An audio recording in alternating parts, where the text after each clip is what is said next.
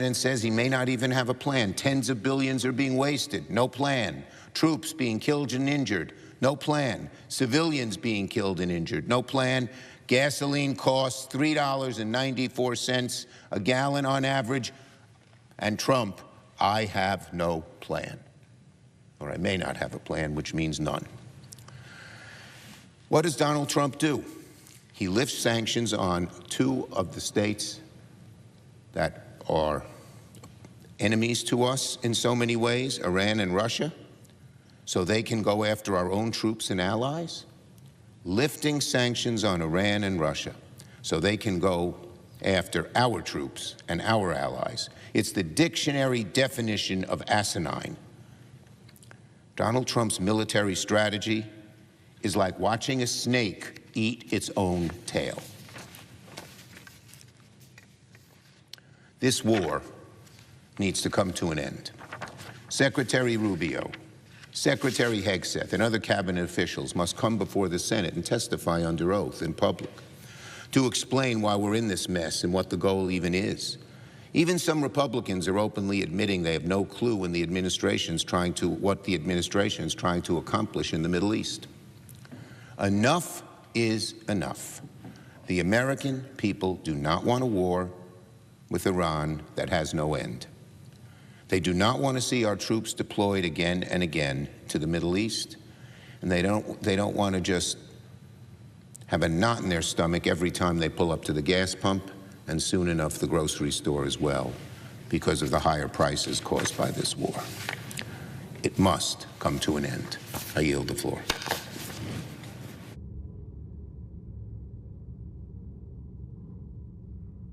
So we are listening in there to the senators debating a number of issues, including we were just hearing from Senator Chuck Schumer, DHS funding, the Iran war, and the Save America Act. We're just going to step away for a moment as we're in between speakers.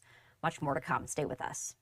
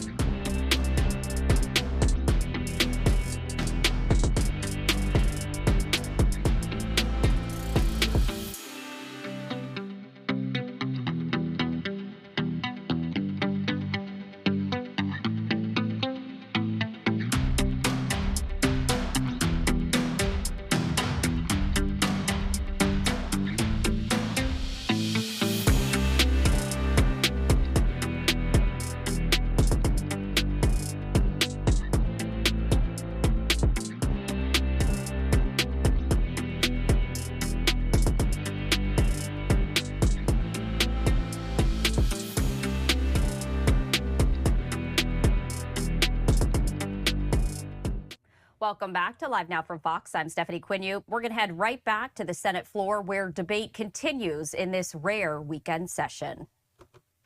President, of working across the aisle here, of working with members of the House, by the way, Democrats and Republicans, is exactly the kind of leader we need at Homeland Security at this moment. Exactly the kind of leader we need at Homeland Security this moment. So I am very hopeful that we're going to have a strong bipartisan vote for our colleague, Senator Mark Wayne Mullen, to move forward as the Secretary of Homeland Security. Of course, that would be good for the Senate, showing a bipartisan vote on someone who's clearly qualified. And yes, does have the temperament, Mr. President. I know that came up in the hearing. But again, when I watch him work for years in this body, there's no one who works harder to actually try to get compromise to move things forward. That is his reputation here. And I know my Senate colleagues on the other side of the aisle agree with me on this. So a strong bipartisan support is what I have been pitching so many of my Democratic colleagues on for this highly qualified U.S. Senator. It would be good for the Senate. It would be good for the Department of Homeland Security. To be honest, Mr. President, given what's been going on with Homeland Security, it would be good for the country. And I hope we can get there. As I mentioned, I've been working with a lot of my colleagues, Republicans, but especially Democrat colleagues, to say, come on, we need this at this moment. You guys should be a yes. You all know you should be a yes. And by the way, Mr. President, you know, in private, and I have a lot of good friends on the other side of the aisle, they say, well, hey, Dan, you know I should be a yes on this, but, there's a lot of buts in terms of excuses. They're not great excuses. I won't go through all of them. Hey, I'm from a really blue state. Tough on me. Hey, I might be running for governor. Hey, I might be running for president. This is what they've said. But I don't think that should matter, Mr. President. We've all taken those kind of votes, tough votes that we know are the right thing to do. And again, as I mentioned, it's the right thing to do right now for Homeland Security, for the U.S. Senate, for the United States of America, a strong bipartisan support for this great American, by the way, who is highly, highly qualified. And you know, the excuses now coming out, the buts. I mean, we've all taken tough votes. You know, I certainly have taken my few in terms of cabinet officials. I supported a strong number of Biden cabinet officials. Those weren't always popular votes back home in my state. I certainly would have chosen those nominees had I been in that position, but I'm a strong believer in the general principle the president should typically get the cabinet that he wants. And I think President Trump made an inspired choice by nominating Mark Wayne Mullen. So I am hopeful, Mr. President, that my colleagues and everybody knows it's the right thing to do to give him a strong bipartisan vote. Enough buts. I've heard too many buts from my Senate Democrat colleagues. You know he's a qualified individual. You know he's going to do a very good job leading this critical organization. And Mr. President, I'm hoping a strong bipartisan vote can then help us lead to compromise to get Homeland Security funded, which is what we need to do. So I'm looking forward to working with my good friend, and he is a very good friend, Mark Wayne Mullen, to be the next Secretary of Homeland Security. We're going to start voting on him here in a couple minutes. I look forward to working with him on the historic buildup of the Coast Guard in Alaska that's happening. It's very exciting. Icebreakers and the one big beautiful bill, actually the Working Families Tax Cuts Act. I like that name much better. The biggest investment in Coast Guard in American history, $25 billion. And everybody loved that, Democrats, Republicans. He's the right man, right individual.